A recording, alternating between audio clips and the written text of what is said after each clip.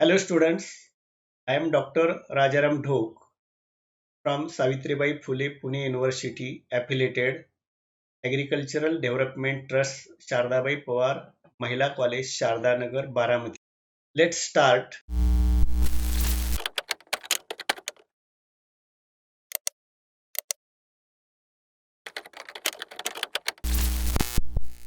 Today we learn about the crystal field theory, lecture 3.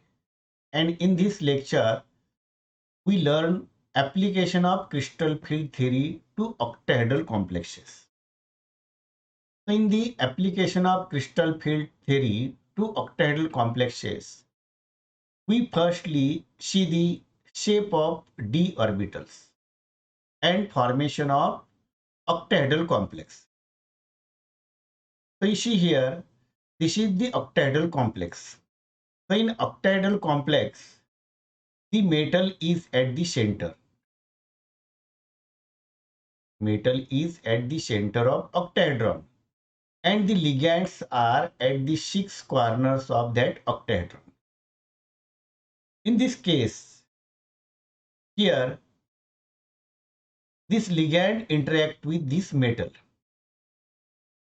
So if we see this position of ligand, then ligands are at the x-axis, y-axis and z-axis. You again see that ligands are at the x-axis, y-axis and z-axis. And metal d orbitals are at the center. So metal orbitals are directed towards different directions depending upon the different types of metals. So we have seen in dxy, dyz and dxz, the lobes are in between the axes. And in dx square, y square and dz square, lobes are along the x-axis, along the y-axis and along the z-axis.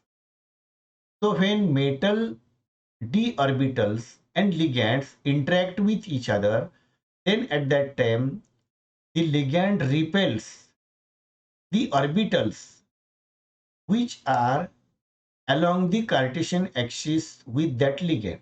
Means the d orbitals that is of Eg symmetry, they are repelled more and it acquires higher energy. So in case of these d orbitals, here these 5d orbitals split into two groups, that is the Eg orbitals and T2g orbitals. So out of that, Eg orbitals repelled more and it acquires higher energy. Eg orbitals are comparatively repelled less and it acquires lower energy.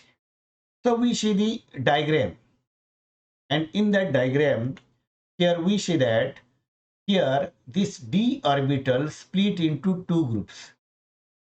So Eg orbitals acquires higher energy and T2 orbitals acquires lower energy. Energy difference between T2g and Eg, that is called as 10 dq or delta O.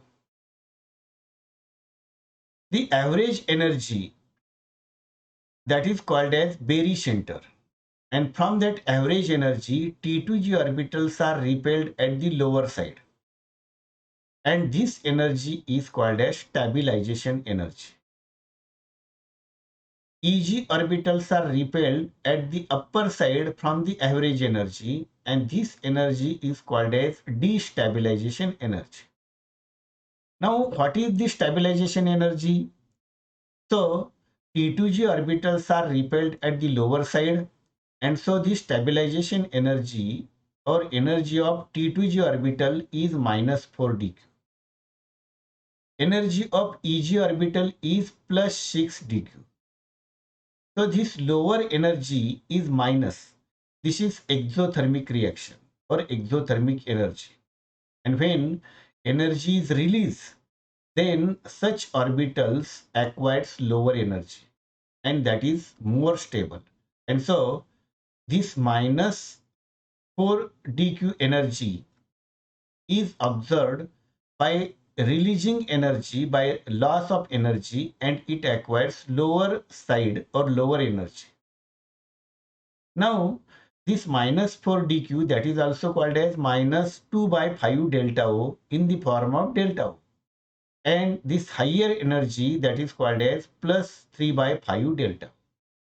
So in this way, here these d orbitals are split into two groups, and there is formation of T2g and Eg orbitals. Out of that, T2g acquires lower energy and Eg acquires higher energy. Now we see the strong and weak ligand field splitting. So this d orbital split into two groups when it interact with the ligand. So ligands have particular strength. Some ligands are strong splitting of d orbital is carried out.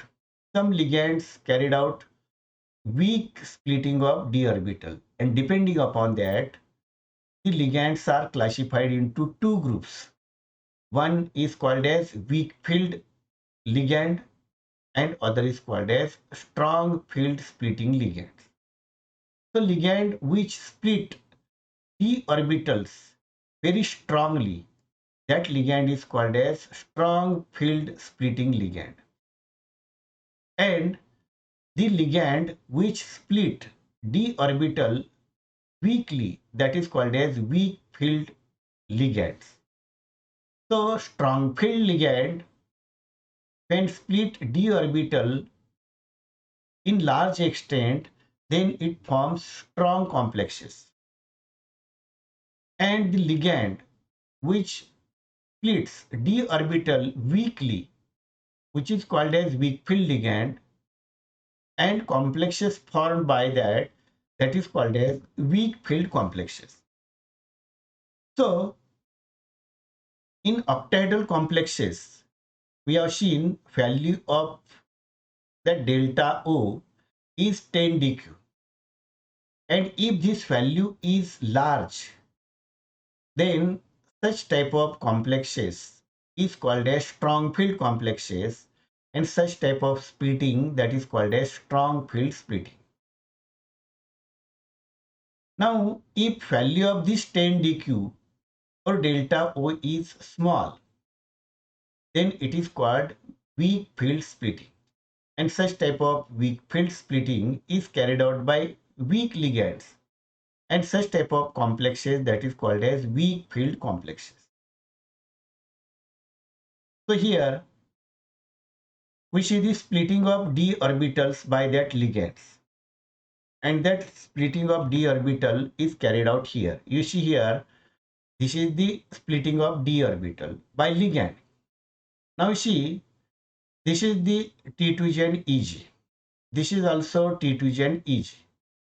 In this first, here T2g and Eg distance or splitting is large. So when ligand is strong, then it carries strong field splitting. When ligand is weak, it carries weak field splitting. So here is given weak field splitting and strong field splitting. So remember that when ligand is stronger ligand, it interacts with the metal orbitals, and metal orbitals split into large distance. Then that is called a strong field. So in that case, T2 and Eg, they are repelled in more distance, and that is called a strong field splitting. In that case, 10 dq value is large, and such complexes are called as strong field complexes. In other case, the ligands are weak, and this weak ligand split d orbital into weaker extent, and when they are split into less quantity, then such type of ligand is called as weak ligand, and splitting carried out by that ligand, that is called as weak field splitting. And such complexes form, these are called as weak field complexes. So in this way, there are weak field complexes and strong field complexes.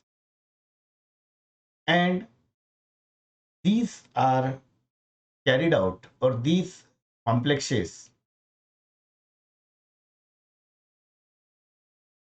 are carried out, or they depends upon the ligands. So again we repeat that ligands which cause only a small degree of splitting, that is called as weak ligand, and the ligands which cause large splitting, that is called as strong ligands. So these ligands are arranged in order of their strength, and these are arranged in particular series, and that series is called as spectrochemical series. So this spectrochemical series is prepared on the basis of splitting ability of that ligand, and in that series the ligand which have very strong splitting, they are at the top, and ligand which are less splitting ability, they are at the bottom. So we see some common ligands. So Cn minus ligands, this is strong field ligand, so they are at the top of the series. So here we have seen Cn minus is greater, then NO2 is less than the Cn minus. So in this way, in the decreasing order, ligand strength is shown. In this H2O, C2O4, OH, F, Cl, I. So in this series, I minus is the weak field ligand and Cn is strong field ligand.